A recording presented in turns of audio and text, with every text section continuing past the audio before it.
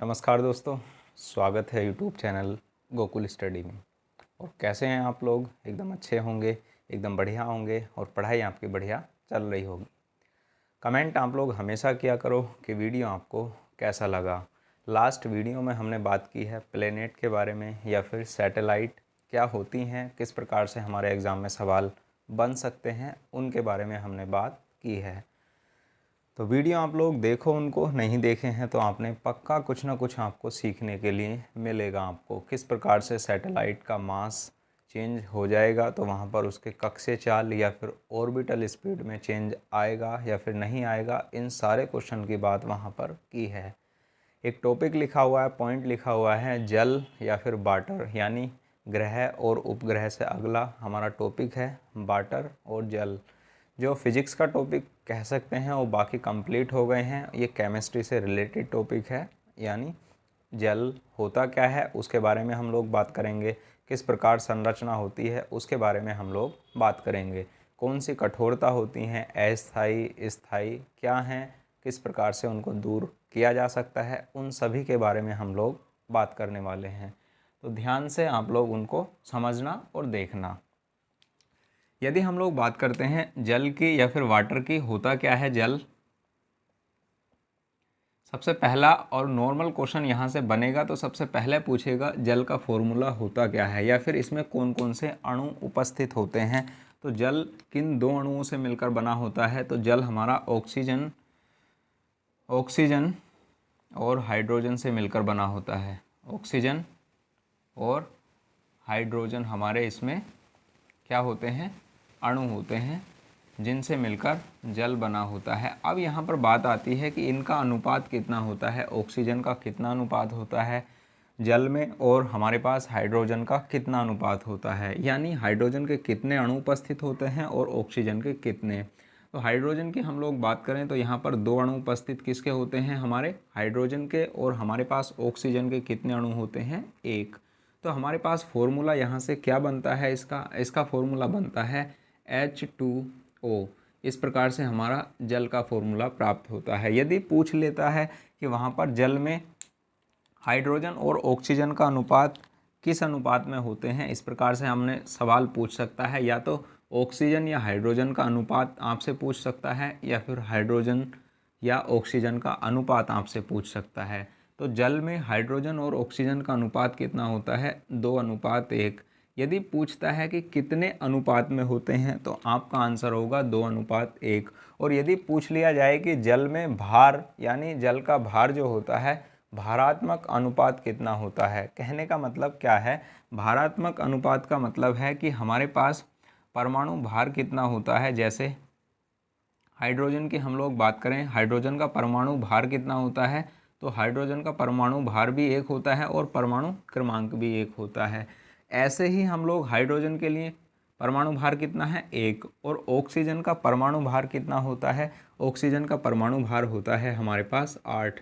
तो यहाँ से क्या सवाल बन सकता है? या तो आपसे पूछेगा एक कि आयतन कितना होता है, यानी किस अनुपात में होते हैं, ये किस अनुपात में होते हैं। और अनुपात कौन सा पूछेगा? आयतनिक अनुपात। और दूसरा हमारे पास क्या सवाल बनेगा? दूसरा सवाल हमारे पास बनेगा कि जल में हाइड्रोजन और ऑक्सीजन का भारात्मक अनुपात कितना है। ऑक्सीजन का भारात्मक अनुपात कितना है, ये हमारे पास यहाँ से पूछ लेगा। तो आपका आंसर वहाँ पर क्या होगा? अब हमारे पास अणु कितने हैं? H के 2 अणु हैं और O के कितने हैं? हमारे पास एक ही अणु है। अब हमारे पास परमाणु भार H का होता कितना है? H का परमाणु भार 1 होता है। 1 को हम लोग किस अनुपात में होगा? हाइड्रोजन 1 अनुपात में होगा उसका भार। और हमारे पास ऑक्सीजन का भी कितना अणु है? हमारे पास 1, यानी इसका कितना भार होगा? इसका भार होगा 1:8। यदि आयतनिक अनुपात पूछता है तो 2:1, यानी 2 अणु होंगे। और भार में पूछता है तो 1:8 में इसका आंसर होगा। ये बात आप लोग याद रखना। अब यहाँ से पूछता है कि हमारे पास इसकी संरचना किस प्रकार की होती है, संरचना बनती कैसे है, उसके बारे में हम लोग बात करते हैं। तो इसकी आकृति या फिर संरचना की हम लोग बात करते हैं तो इसकी संरचना होती है वी आकार की। संरचना किस आकार की होती है, इस प्रकार वी आकार की होती है इसकी संरचना। वी आकार की किस प्रकार बनती है, देखो हमारे पास दो अणु हाइड्रोजन के हैं और एक अणु किसका है, ऑक्सीजन का। तो ऑक्सीजन और किससे जुड़े होते हैं, ये हमारे दो हाइड्रोजन अणु जुड़े हुए होते हैं। अब इनको आप लोग जब पलटोगे तो हमारे पास कैसी शेप दिखाई देगी, कैसा आकार हमको दिखाई देगा, वी आकार हमको यहाँ पर दिखाई देगा। तो संरचना किस प्रकार की होती है, वी आकार की, और आकृति बनती कैसी है, ओ एच और एच हमारे पास ये बनती है यहाँ से। उसके बाद हम लोग यहाँ पर बात करते हैं कि जो जल होता है, जल की कैसी संरचना, यानी हमारे पास तो वी आकार की संरचना है और उसके बाद एक इसकी प्रकृति कैसी है, इसकी प्रकृति होती है विलायक, यानी इसमें सभी क्या है, जितने भी हम लोग बाहर से कोई भी पदार्थ इसमें मिलाते हैं तो ये विलायक के रूप में कार्य करता है। तो इसकी प्रकृति कैसी है, एक विलायक के रूप में, सोलवेंट के रूप में ये कार्य करता है। इसका आप लोग स्क्रीनशॉट लीजिए, फिर हम लोग अगले पॉइंट की बात करते हैं।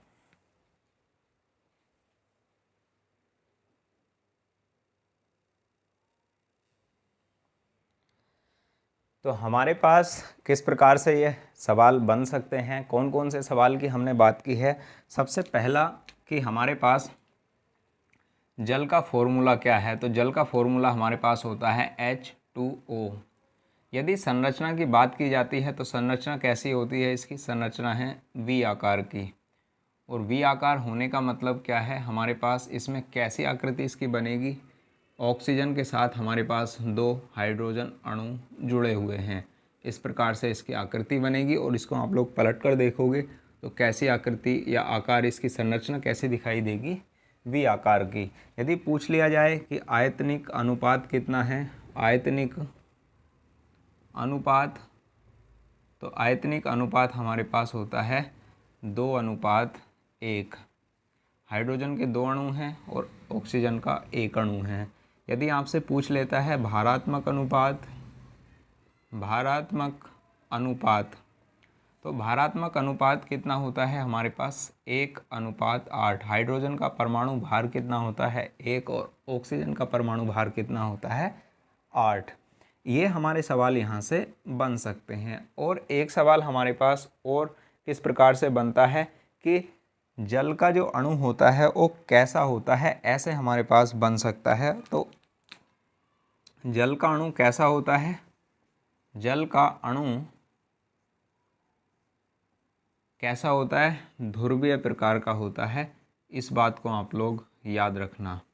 इसका अणु का जो कैसा होता है, अणु आपसे पूछ लिया जाए कि उसका प्रकार कैसा है, तो ध्रुवीय प्रकार है अणु का, जल के अणु का। इस प्रकार के सवाल हमारे बन सकते हैं।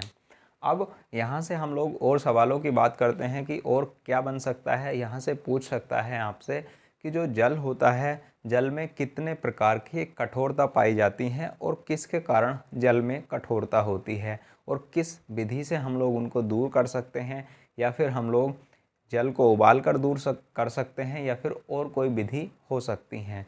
तो उनके बारे में हम लोग बात करते हैं कि जल की में कैसा होता है जल, यानी कठोरता जल में होती है या फिर नहीं। हम लोग बात करते हैं जल की कठोरता के बारे में। तो कठोरता हम लोग उसको बोलते हैं यदि जल में साबुन मिलाया जाता है तो उस साबुन के द्वारा जल यदि झाग दे देता है तो वह जल कैसा होता है, मृदु या फिर सॉफ्ट जल कहलाता है। ध्यान से आप लोग समझ गए होंगे कठोरता कितने प्रकार की होती हैं। जल में कठोरता दो प्रकार की होती हैं। जल में कठोरता कितने प्रकार की होती हैं, दो प्रकार की होती हैं। अब यहाँ पर हम लोग बात करें कि इनके प्रकार दो कौन कौन से हैं। दो प्रकार हैं हमारे पास। एक तो स्थायी कठोरता होती है। कौन सी कठोरता होती है, एक तो कह सकते हैं अस्थायी कठोरता, अस्थायी कठोरता, और दूसरी हमारे पास होती है स्थायी कठोरता। स्थायी कठोरता। अब हम लोग इनके बारे में बात करेंगे कि हमारे पास ये टेम्पररी हार्डनेस है, टेम्पररी हार्डनेस,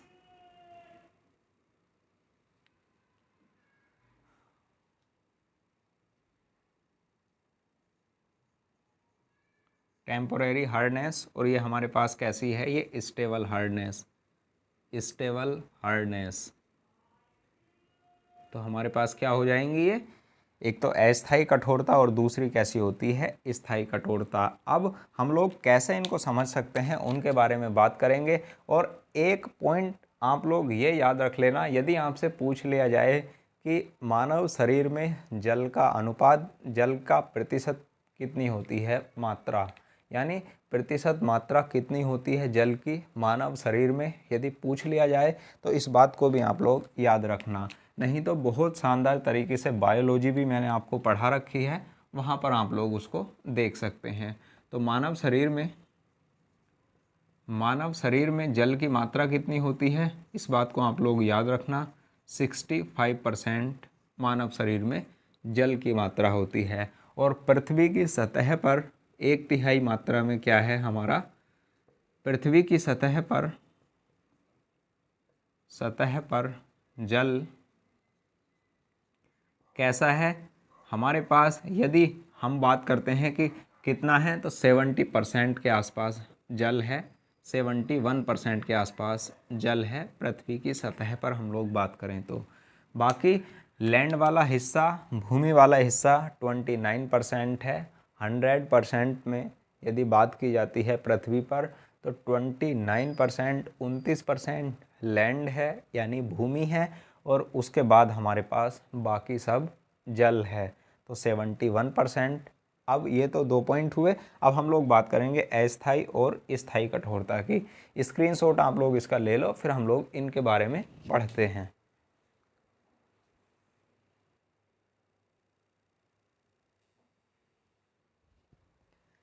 तो स्थायी और अस्थायी कठोरता की हम लोग बात करते हैं। उससे पहले हम लोग बात करते हैं जल कितने प्रकार का होता है। जल कितने प्रकार का होने का मतलब है हमारे पास जल के प्रकार कितने हैं। तो जल 2 प्रकार का होता है। एक तो हमारे पास होता है मृदु जल, सॉफ्ट जल, और दूसरा कैसा होता है हमारे पास, कठोर जल, जिसको हम लोग कह सकते हैं हार्ड। यानी हमने जो अभी 2 पॉइंट लिखे थे कि हमारे पास जल के प्रकार कितने हैं, तो वो लिखे थे कि कठोरता जब होती है जल में, वो कितने प्रकार की कठोरता होती है।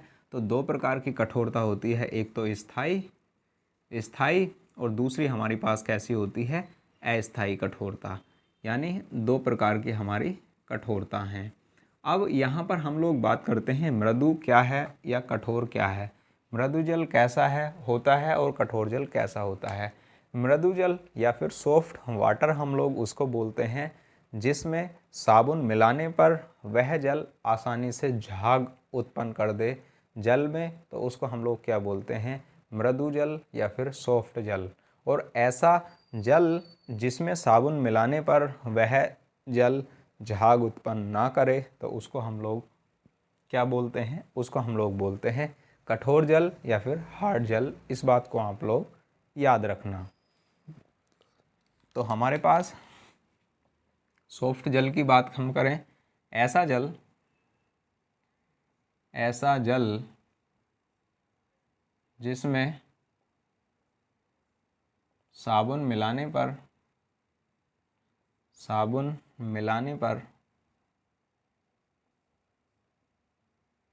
वह आसानी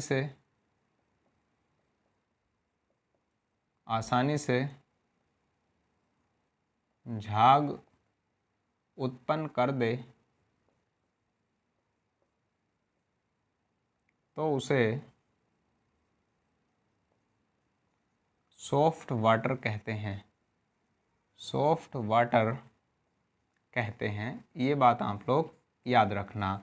अब हमारे पास दिक्कत कहाँ आती है, चलो सॉफ्ट वाटर है ठीक है, हमारे पास समस्या आती है कठोर जल में, हार्ड वाटर में। क्या समस्या आती है, ऐसा जल जो साबुन के साथ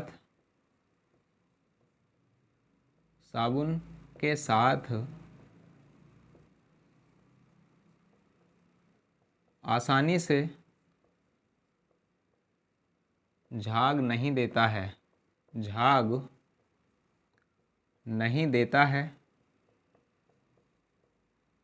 उसे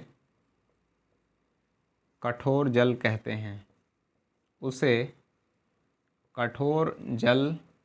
हैं, इस बात को आप लोग याद रखना। अब हमारे पास यहाँ किस कारण से झाग नहीं देता है, उन कारणों को ही स्थायी कठोरता में और अस्थायी कठोरता में बताया गया है।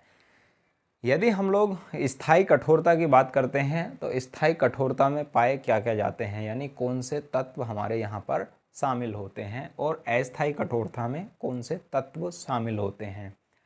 हम लोग यहाँ पर बात करें इनकी, जैसे स्थायी कठोरता या फिर अस्थायी कठोरता। कठोरता किन के कारण होती है, मूल कठोरता किसके कारण होती है। तो कठोरता की हम लोग बात करें, इसमें कैल्शियम और मैग्नीशियम के बाइकार्बोनेट, क्लोराइड या फिर सल्फेट मिले हुए होते हैं, जिनके कारण इनमें कठोरता पाई जाती है। तो कठोरता किसके कारण होती है, जल में कठोरता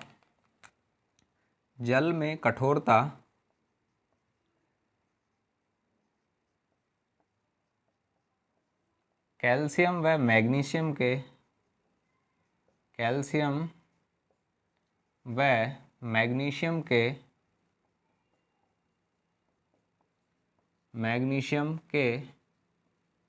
बाइकार्बोनेटों तथा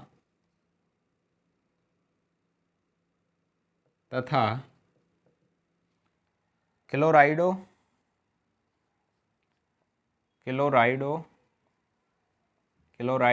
एवं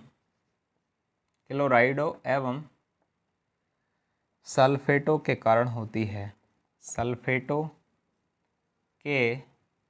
कारण होती है। अब हमारे पास ये तो जल में मिले हुए होते हैं कि ये क्या क्या मिला हो सकता है, कैल्शियम के बाइकार्बोनेट या मैग्नीशियम के बाइकार्बोनेट या क्लोराइड या फिर सल्फेट मिले हो सकते हैं। अब यहाँ पर हम लोग बात करें कि यदि कैल्शियम मैग्नीशियम के बाइकार्बोनेट हैं जल में, तो उस जल को हम लोग क्या कहेंगे, और कैल्शियम व मैग्नीशियम के क्लोराइड या फिर सल्फेट मिले हैं तो उस जल को हम लोग क्या कहेंगे, उसमें इन दोनों में उनको वर्णित कर दिया गया है, यानी इन दोनों में विभाजित कर दिया गया है। तो यहाँ पर हम लोग बात करते हैं किसकी, अस्थायी कठोरता की। तो अस्थायी कठोरता में क्या शामिल होता है, अस्थायी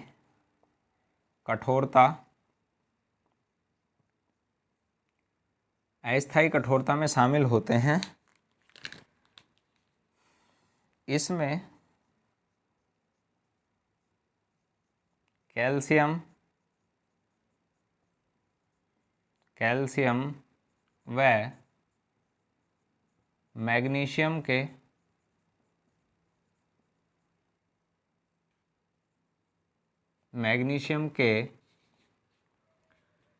बाइकार्बोनेट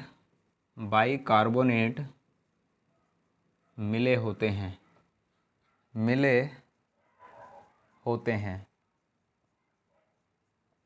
और यदि हम लोग बात करते हैं किसकी, यदि हम लोग बात करते हैं स्थायी कठोरता की, तो स्थायी कठोरता में क्या होगा, स्थायी कठोरता में होंगे कैल्शियम और मैग्नीशियम के क्लोराइड तथा सल्फेट मिले होते हैं। इस प्रकार से इन दोनों में डिवाइड हम लोग उनको कर देते हैं। अब हमारे पास बात आती है कि चलो ये तो मृदु जल था, सॉफ्ट वाटर था, ये हार्ड वाटर था, और इसमें इन प्रकार की इनके कारण कठोरता थी। और अस्थायी कठोरता में बाइकार्बोनेट शामिल होते हैं, कैल्शियम और मैग्नीशियम के। और उसके बाद हम लोग बात करें स्थायी कठोरता में क्या शामिल होता है, क्लोराइड तथा उनके सल्फेट शामिल होते हैं, कैल्शियम और मैग्नीशियम के। तो अब बात आती है हमारे पास इनको दूर कैसे हम लोग कर सकते हैं, यानी हमारे पास हार्ड वाटर को सॉफ्ट वाटर में हम लोग कैसे परिवर्तित कर सकते हैं, उनके बारे में भी क्या प्रावधान है, उनके बारे में हम लोग बात करते हैं। तो स्क्रीनशॉट आप लोग इसका लीजिए, फिर हम लोग उसकी बात करते हैं।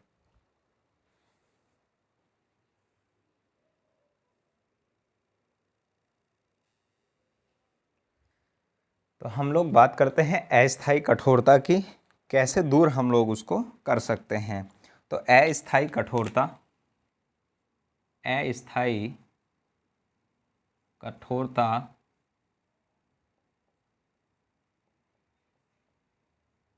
किसके कारण होती है, किसके कारण होती है? जो हमारे पास कैल्शियम व मैग्नीशियम है, Ca, Mg के क्या मिले हुए होते हैं? इसमें मिले हुए होते हैं हमारे पास बाइकार्बोनेट, बाइकार्बोनेट।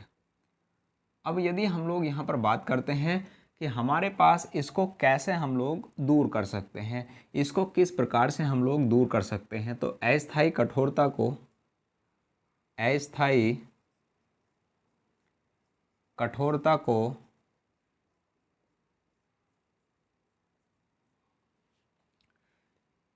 दूर करने के लिए, दूर करने के लिए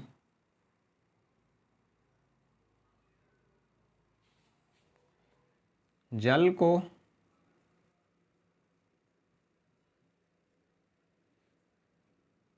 गर्म करके या उबाल कर हम कह सकते हैं, जल को उबाल कर, गर्म करके का मतलब है जल को उबाल कर दूर किया जा सकता है, किया जा सकता है। कहने का मतलब हमारे पास यहाँ क्या है, अस्थायी कठोरता को दूर करने के लिए जल को उबाला जाता है, या फिर उसको हम लोग कैसे कर सकते हैं, उबाल कर दूर हम लोग कर सकते हैं। उसका सेंटेंस आप लोग कंप्लीट लिख लेना कि अस्थायी कठोरता को कैसे जल को उबाल कर दूर किया जाता है और कैसे हम लोग इसको कर सकते हैं। हम लोग बात करते हैं जैसे हमारे पास कैल्शियम के बाइकार्बोनेट जुड़े हैं तो क्या क्या उससे अलग होंगे, उसके बारे में हम लोग बात करते हैं, यानी क्या समीकरण हमें यहाँ मिलेगी देखने के लिए। तो हमारे पास या फिर इसको उबाल कर भी दूर किया जा सकता है, या फिर इसमें चूना मिलाकर भी हम लोग इसको दूर कर सकते हैं अस्थायी कठोरता को। इस बात को आप लोग याद रखना। तो इसमें दूसरा क्या है, इसमें इसको चूना मिलाकर भी, यानी जल में चूना मिला दिया जाएगा तो भी दूर किया जा सकता है, इसको चूना मिलाकर भी दूर किया जा सकता है, दूर किया जा सकता है। इस बात को आप लोग याद रखना, या तो उबाल कर हम लोग दूर कर सकते हैं, और दूसरा कंडीशन क्या है, चूना मिलाकर भी हम लोग उसको दूर कर सकते हैं। जैसे हमारे पास समीकरण लिखी हुई है, समीकरण हमारे पास क्या लिखी हुई है, CaOH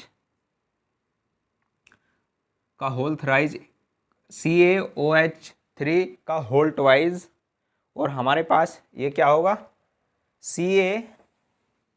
ये क्या लिख दिया मैंने, ये लिखना था CaHCO3 का होल ट्वाइज। ये कैसा है, ये कैल्शियम का बाइकार्बोनेट है। तो इसको हम लोग गर्म करेंगे, तो हमारे पास जब हम लोग इसको गर्म करेंगे तो गर्म करके हमारे पास क्या क्या वहाँ बन सकता है, इस बात को आप लोग याद रखना। हमारे पास जब गर्म करते हैं तो साइन हमारे पास इस प्रकार से लगाते हैं, त्रिभुज का साइन हम लोग बनाते हैं। तो हमारे पास CaHCO3 का होल ट्वाइज, और इसको हम लोग जब गर्म करेंगे तो क्या क्या हमें यहाँ से प्राप्त होगा, एक तो प्राप्त होगा CaCO3 यानी कैल्शियम कार्बोनेट, कैल्शियम कार्बोनेट हमको मिलेगा यहाँ से। और दूसरा हमारे पास क्या होगी, यहाँ से कार्बन डाइऑक्साइड CO2 बाहर निकल जाएगी।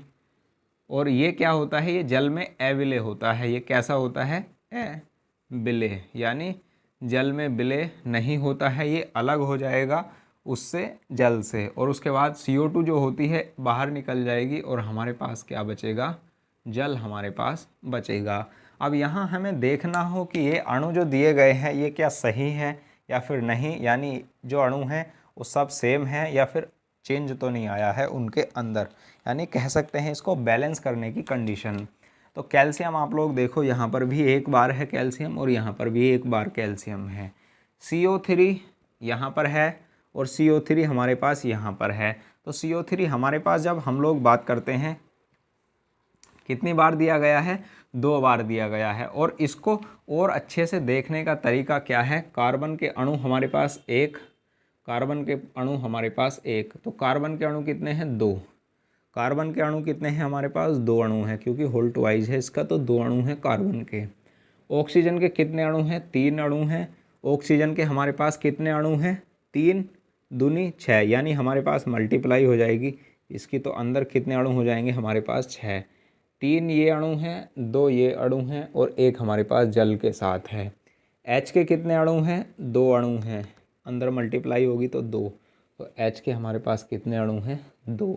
यानी हमारे पास जो इक्वेशन दी गई है वो भी बैलेंस है, और हम लोग उसको किस प्रकार से अलग कर सकते हैं, गर्म करके हम लोग जल को, अस्थायी कठोरता को हम लोग दूर कर सकते हैं। इस बात को आप लोग याद रखना, एग्ज़ाम में कुछ नहीं पूछेगा, इस बात को आप लोग याद रखना। ये फिर सिर्फ मैंने एक आपके लिए लिख भी दी है कि हमारे पास क्या इक्वेशन हो सकती है, इस बात को आप लोग याद रखना। और यदि हम बात करें कि चूना इसके अंदर मिला दिया जाए तो क्या हमारे पास बनेगा, यदि चूना हम लोग इसमें मिलाते हैं तो CaHCO3 का होल ट्वाइज, और CaCO3 हमारे पास कैल्शियम कार्बोनेट होता है, और इसमें हम लोग क्या मिलाएंगे, CaOH का होल ट्वाइज, यानी हम लोग इसमें क्या मिला देंगे, चूना।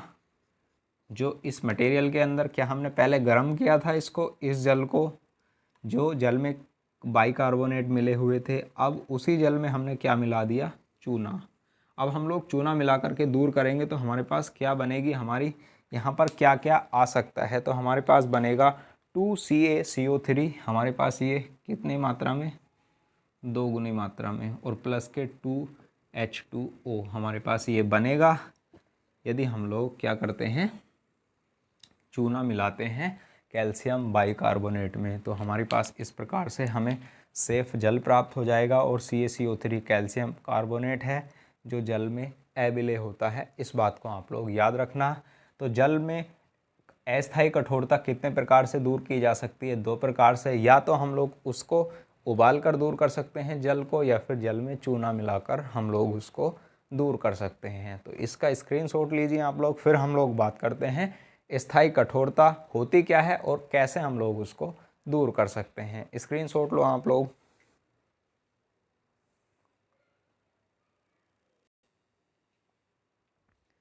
तो अब हम लोग बात करते हैं स्थायी कठोरता की। स्थायी कठोरता,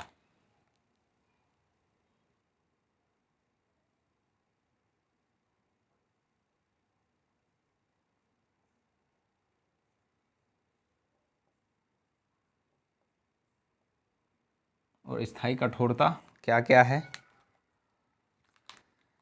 यह किसके कारण होती है, तो इसमें कैल्शियम, इसमें कैल्शियम व मैग्नीशियम के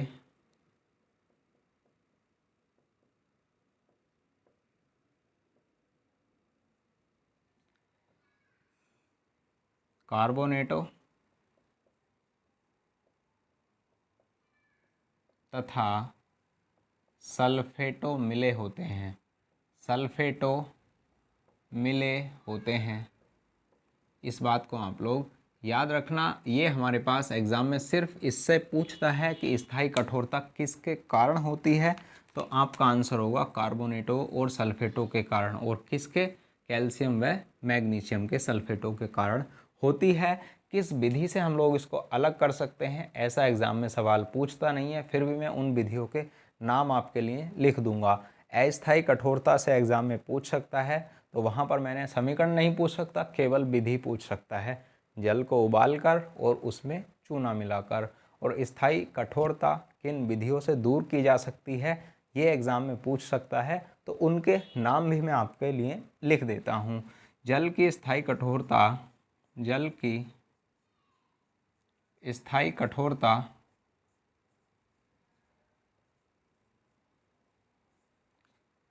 निम्न विधियों से दूर की जा सकती है, निम्न विधियों से दूर की जा सकती है। और कौन सी विधि हैं वो, उनके नाम मैं लिख देता हूँ बस। बाकी और कोई इसमें ज़रूरत होती है नहीं। और कौन कौन से हैं, तो सबसे पहली हमारे पास है कालगन विधि। कौन सी विधि है हमारे पास, एक तो है कालगन विधि और दूसरी है लाइम सोडा विधि। कौन कौन सी हैं, एक तो है हमारे पास लाइम सोडा विधि और दूसरी हमारे पास क्या है, कालगन विधि। क्या है ये, कोई ज़रूरत नहीं है जानने की, सिर्फ एग्ज़ाम में पूछता है, उनके नाम से ही काम चल जाता है। बाकी इनके नाम भी मैंने लिख दिए हैं यदि पूछ ले तो ये हमारे पास जल के बारे में क्या क्या पॉइंट एग्ज़ाम में पूछे जा सकते हैं उनके बारे में हमने बात की है। तो कैसा लगा वीडियो आपको, कमेंट में आप लोग लिखना और वीडियो आप लोग शेयर ज़रूर किया करो। आपको लगता है कि मेहनत के साथ हम लोग सिस्टमेटिक वे से पढ़ते हुए चल रहे हैं। तो ये वाटर क्या होता है उसके बारे में हमने कंप्लीट पढ़ा है। और ये बात भी आप लोग यहाँ पर एक दो पॉइंट फिजिक्स के भी रिलेटेड आप लोग यहाँ पर लिख लेना कि हमारे पास इसका अधिकतम घनत्व कब किस डिग्री सेंटीग्रेड पर होता है, अधिकतम घनत्व जल का किस पर होता है, तो वहाँ पर उसका आंसर आप लोग लिखना 4 डिग्री सेंटीग्रेड होता है अधिकतम घनत्व। किस कौन से टेम्परेचर पर होता है, 4 डिग्री सेंटीग्रेड। और इसका हम बात करें बॉइलिंग पॉइंट, उबलनांक बिंदु क्या है, उबलनांक बिंदु या बॉइलिंग पॉइंट, या फिर हम लोग उसको बोलते हैं क्वथनांक।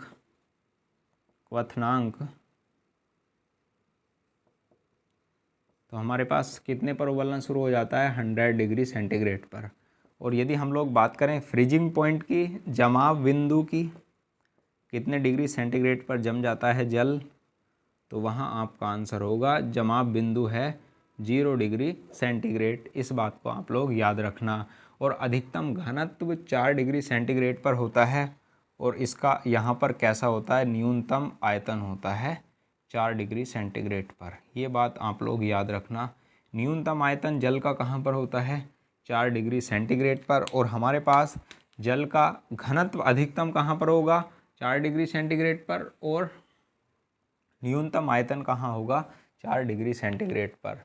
तो 4 डिग्री सेंटीग्रेड टेम्परेचर पर न्यूनतम हमारे पास क्या होता है, न्यूनतम आयतन और अधिकतम घनत्व होता है।